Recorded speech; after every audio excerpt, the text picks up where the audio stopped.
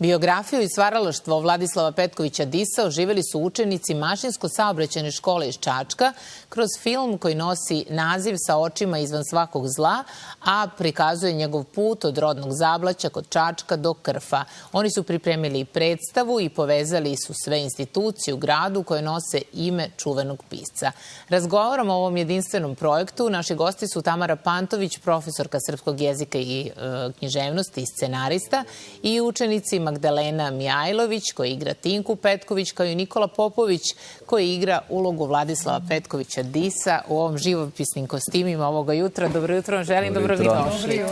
Veliko je zadovoljstvo razgovarati sa ovakvim ljudima i ovim temama, a vi ste koleginice, mogu da kažem, slobodno sa Filološkog fakulteta. Vi ste neko ko se zaista sve ove godine trudi da na poseban, kreativan način radi sa učenicima i moram da naglasim, to nisu učenici gimnazije gde se i očekuje u gimnazijama ovakva saradnja sa decom. Vi to radite i u Mašinsko-saobraćajnoj školi, je li tako? Da. I ovo nije prvi put da radim.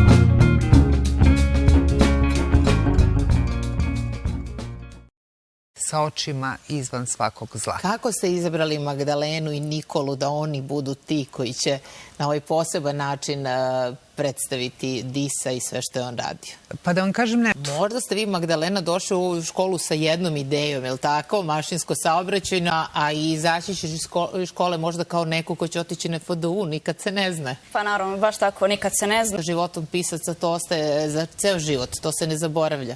Pa to je i bio cilj. To je bio cilj jer nekako mi uvek vodimo jednoličnu nastavu u učionici i kroz oživljavanje ovih likova oni mogu da dožive njihove sudbine i što je za mene bilo veoma bitno da mi na Krfu, mi nismo na Krfu samo oživeli lik Milutina Bojića, Vladislava Petkovića Disa, uvežbamo i eto da ta pesma prosto ilustruje patnju srpskog naroda za domovinu. Nikola, jeste vi svesni koliko sreće imate da imate ovakvu nastavnicu? Pretpostavljam da jeste, da je hvalite. Je li jedna od omiljenih?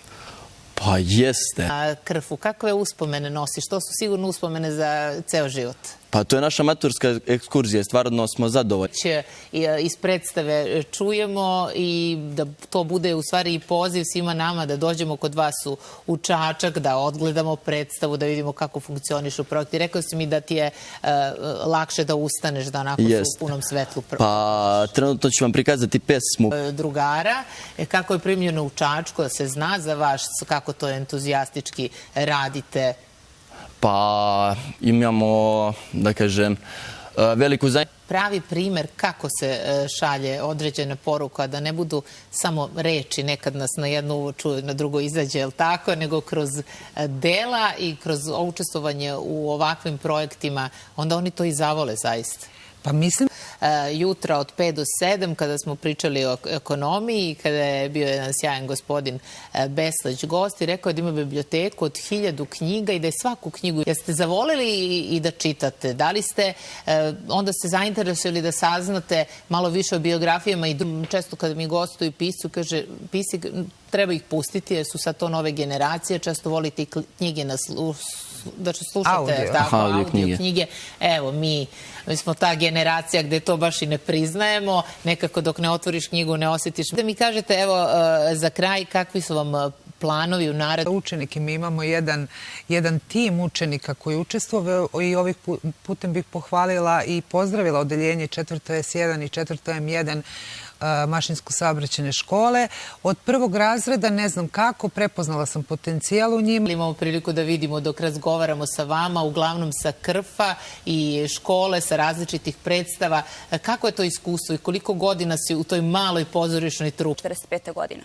Profesorka, treba budete ponosni i na ovu decu, a i na vas i vaše ideje, jer na ovaj način kada se neko gradivo nauči, kada se upozna, ti danas u našem jutarnjem programu bar deo izvedeš kao što je to u okviru vaših predstava, ali pre toga da te pitam za kostime, kako ste osmišljavali? Prelep osjećam i stvarno je mnogo lep utisak. Čačak, je li tako? Imaćemo još vremena da razgovaramo, ali hoćemo sad Nikolu da čujemo. Ne marim da pijem, a ceo jedan život i njime se kreće. Uzvik. Bravo, Nikola, hvala ti najlepše, svaka čast. Sad, kako je ovo primljeno i kod tvojih... Da pošaljemo poruku da je lepo čitati i lepo učiti, lepo... Iz svoje biblioteke pročitao. Ja priznajem, iz svoje biblioteke nisam svaku pročitala, ali zamislite taj uspeh drugih pisaca, ne samo Disa. Kako je to u vašem slučaju i u slučaju vaših drugara? Teodora? Galena. Pa prvenstveno, naravno da kada nešto radim... Miris knjige nije to. Šta ti kažeš, Nikola? Pa, složio bih se sa Magdalenom. Stvarno, danas je bitno čitati i kada čitam... Za čitavu ovu tragičnu sudbinu Disa ne biste ni znali zbog čega je on često imaju te, mnogi kažu i sablasne i mračne motive u svojim pesmama. Ali ja ne bih rekla, čak i kritika u posljednje vreme se bavi time da je Dis bio... Čitanje, u zavisnosti od naših godina, u jednom periodu vidim da imate nepresušan izvor ideja, profesorka. Plano... U školu i sledeće i narednih godina, čisto da vidite vremena malo i pripreme su tu. Mnogo vam hvala, uživala sam u ovom razgovoru, ovim temama i ovo zaista uvek, što ja kažem, nahrani i zagreje dušu i pretpostavljam da je tako bilo u slučaju naših gledalaca. Hvala i vama, Irina, zaista hvala što ste nas podržali, što ste ovu lepu temu prikazali, a mi smo u to ime vama na poklon doneli jednu knjigu. Ja vam poklanjamo sa zadovoljstvom, posebno što ste koleginica i znam da će vam to biti divno. Hvala od srca, zaista nema lepšeg poklona od ovog. Mnogo vam hvala i pozdravite sve u Čačku, mi ćemo pratiti sve što radite.